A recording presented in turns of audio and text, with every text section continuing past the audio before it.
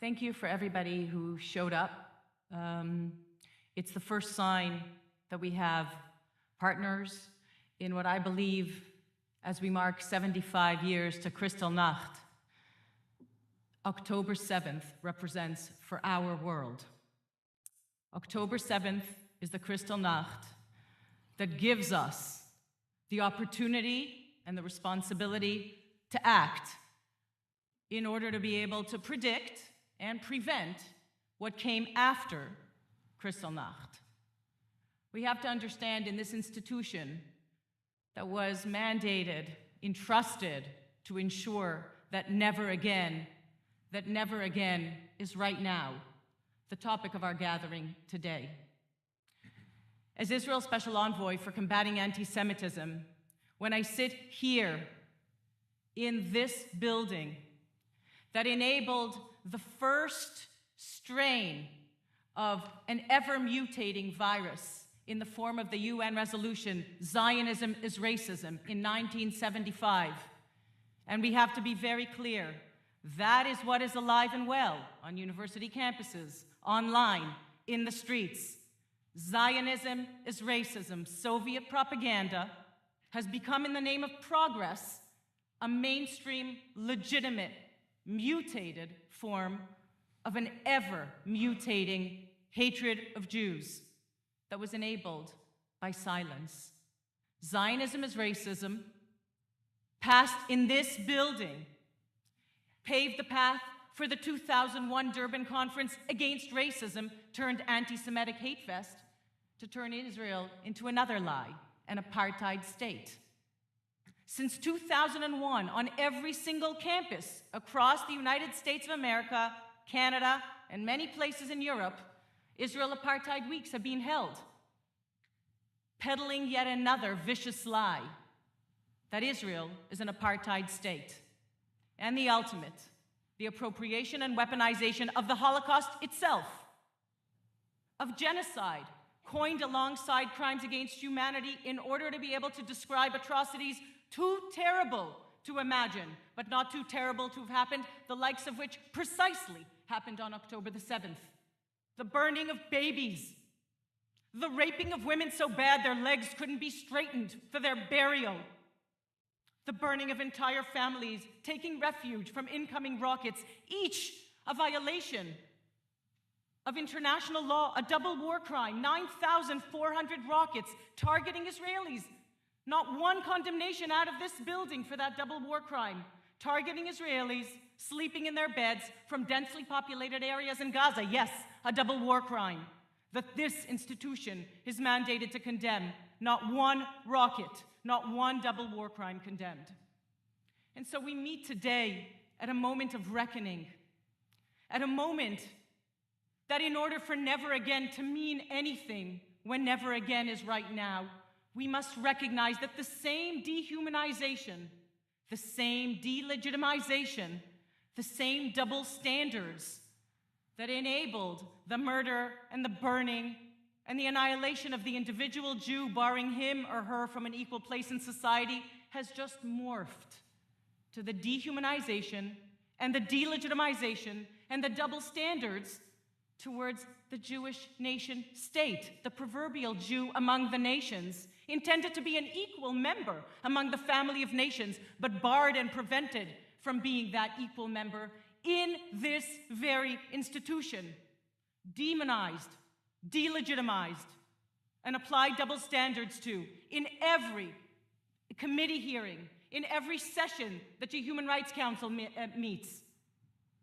And if we are to give any meaning to never again, if we are to indeed uphold, promote, and protect the foundational principles upon which this institution and its mechanisms and its values were founded, we have to recognize that it is these institutions, mechanisms, and values that have been co-opted and weaponized in order to enable the demonization, the delegitimization, and the double standards towards the proverbial Jew among the nations, that is the state of Israel. If we are not willing to do that, ladies and gentlemen, we are not committed to combating anti-Semitism. If we do not unequivocally condemn the atrocities of October 7th, without a but at the end of that sentence, we are not upholding the responsibility of never again. Let it be very clear.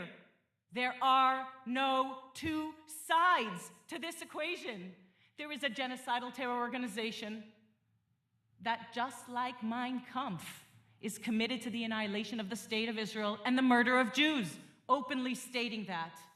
And there is the single Jewish democratic country which not only can but must defend its civilians.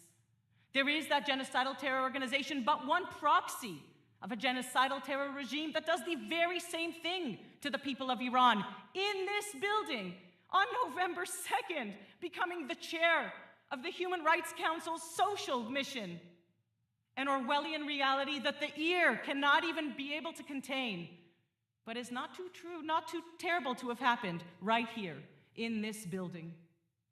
And so if we are actually to give the words never again any meaning, if we are actually to be able to save our civilization as we know it, because, ladies and gentlemen, don't be mistaken, the war waged on the State of Israel and the murder of Jews and the very same anti-Semitism that has fueled the responses that deny, that justify, that excuse, that attack Jews all over the world and support Hamas genocidal terror, but a proxy of the genocidal terror regime in Iran. That's not the end of the story, ladies and gentlemen. We may be the bloody canary in the mine shaft, but the mine shaft will collapse. History does repeat itself.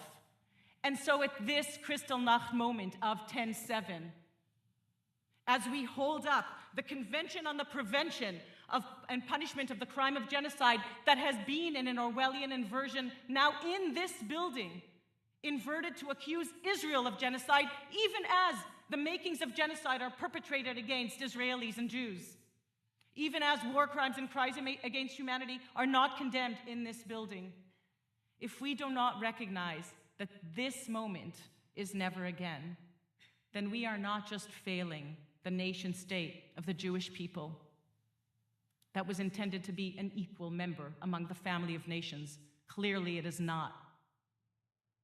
We are not just failing Jews in all of your countries, now attacked for the atrocities perpetrated against our people on October 7th in support of Hamas. That is not it. That's not the only thing we're not doing. We are failing to protect our shared humanity. We are failing to protect the shared principles of life and of liberty. We are failing to protect civilization as we know it, upon which that Islamic genocidal regime in Iran and all of its proxies, Hamas included, intends to build an alternate reality on the rubble of our shared civilization. They say it openly.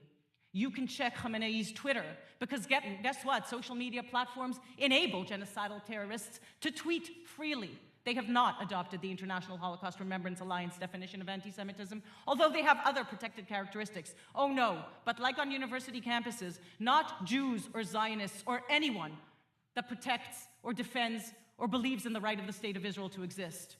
No, that protection, diversity, equity, and inclusion, which this building too is so committed to, which every university campus declares its commitment to, which every online space and social media platform is so committed to protecting, it doesn't apply to Jews or Zionists or those that believe in the right of the State of Israel to exist in any border. And ladies and gentlemen, let's not be mistaken about it.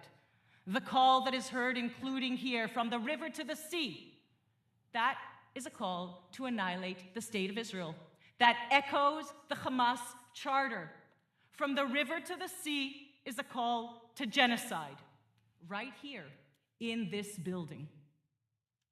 And so, if we are to really uphold never again and acknowledge that never again is right now, while never again for the rest of the world may be never again will we be silent as you are, never again will we allow false moral equivalency in a raging war for public opinion that was waged in this building in 1975 and has continued through time, which many of the countries that you represent do, that never again for us, for the Jewish people, means never again will we be defenseless.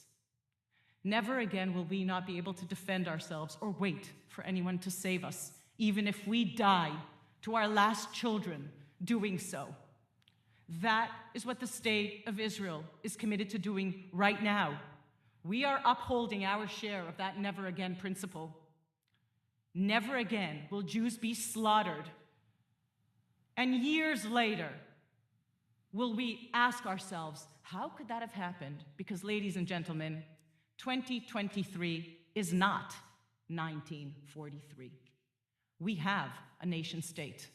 We have sovereignty. We have a defense force.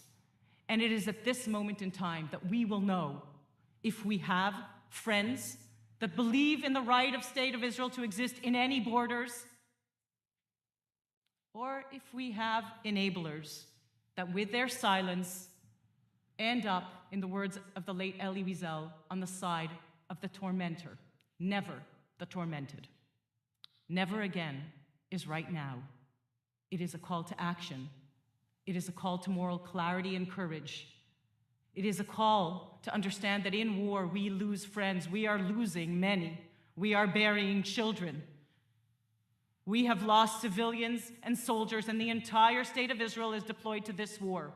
And I ask you, are you willing to lose friends in order to be able to do what is right, to speak with moral clarity and courage in the unconventional war for public opinion that was waged right here with a Zionism is racism resolution that has been for years raging, turning Israel into an apartheid state and the Holocaust in an Orwellian inversion into what Jews do, and genocide appropriated against the state of Israel in order to fight this war.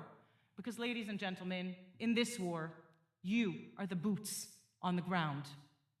And you will have to speak up with moral clarity and with courage in your countries, in your constituencies, in your organizations, and in this building, that without the International Holocaust Remembrance Alliance definition, will not be able, not even for a moment, to say that it is committed to identifying and combating anti-Semitism. Without a definition, we cannot identify or combat anything. And 10-7 made very clear, not only in the atrocities perpetrated, but in the responses to the atrocities perpetrated, that anti-Zionism is the mutated mainstream form of anti-Semitism, which in order to be able to ensure that never again, we will have to identify and combat. Thank you. And I'll end by saying that as Israel's Special Envoy for Combating Anti-Semitism, I am a member of a coalition of special envoys, many of them represented by, in your countries, represented by those special envoys. Today, we issued a joint statement on the imperative, not for pity, but for action in each of your countries, identifying and combating this strain of anti-Semitism that is threatening the world as we know it, that is threatening civilization, that is threatening Jews in your countries, and that is threatening existentially the state of Israel as we speak. Thank you. There is no difference between left and right, religious or secular, Jew and non-Jew. The line in the quicksand that October 7th made very clear for any of us who are paying attention is that this is between radical extremism and those of us that happen to like the civilization in which we live. There is no politicization of anti-Semitism that enables us to combat it properly. And I think that what Michael raised is actually very important in this institution, because anti-Semitism was able to mutate over thousands of years by latching on to the guiding social construct of the time: religion, science, and the secular religion of our time, my own area of expertise, my faith in human rights. And it is human rights that were appropriated and weaponized in order to enable this mutation of anti-Semitism that has become mainstream, as we heard, on every single campus. It is that and all of those terms that have been appropriated in order to enable under the progressive, and it is not progress, it's regress, because October 7th showed us that that is not progress. So anybody who is supporting or not unequivocally condemning October 7th is doing so because, as we have heard, universities have relinquished their mission statement of teaching people how to think for a very, very scary reality in which they teach people what to think. That is the call of our time. And I want to be very clear in this building, because we meet at a time of never again, and what I believe is a moment of reckoning for all of our spaces, the international institutions, the university spaces, the social media, and our streets have all intersected. October 7th, the world cannot ignore October 7th. And maybe what I would like to close with is the understanding that in order to be able to unpack what October 7th identified and the masks that it removed, it has to be very clear in this building. The state of Israel does not exist because the Holocaust occurred. It's precisely the opposite. The Holocaust could not have occurred had the state of Israel existed. And October 7th has shown us exactly that.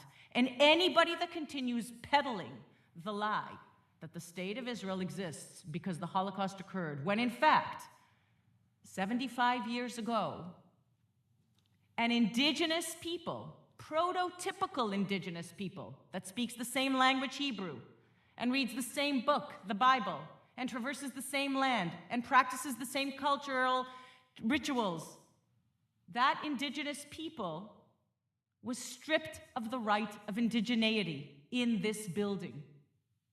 The fact that that indigenous people returned to our ancestral homeland after thousands of years of exile and persecution, enabled by the fact that we were stateless for thousands of years, the fact that that lie is peddled here in any capacity, as if the state of Israel exists as a white colonialist project, European colonialists sending Jews to their ancestral homeland, severing the tie between Jews and that ancestral homeland, including in institutions of this building, like UNESCO, recognizing Jericho as a Palestinian heritage site.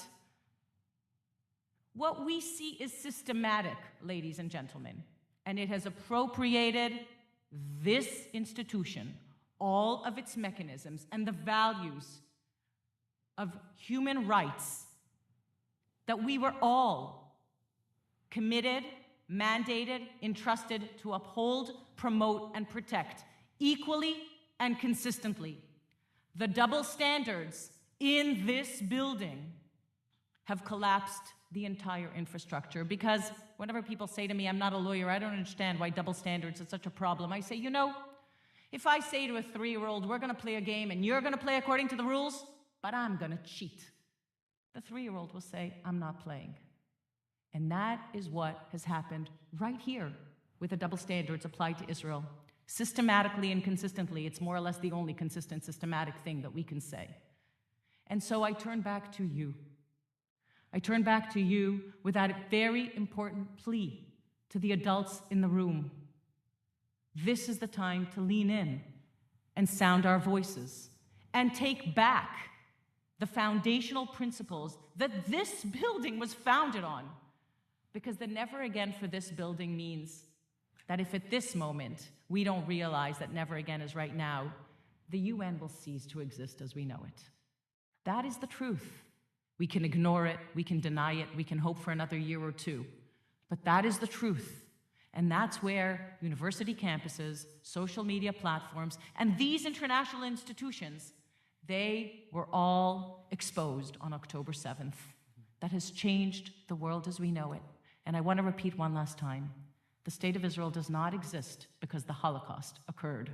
Rather, the Holocaust could not have occurred had the state of Israel existed. That is our call to action, and we will fight for our lives. We will not wait to be saved this time around.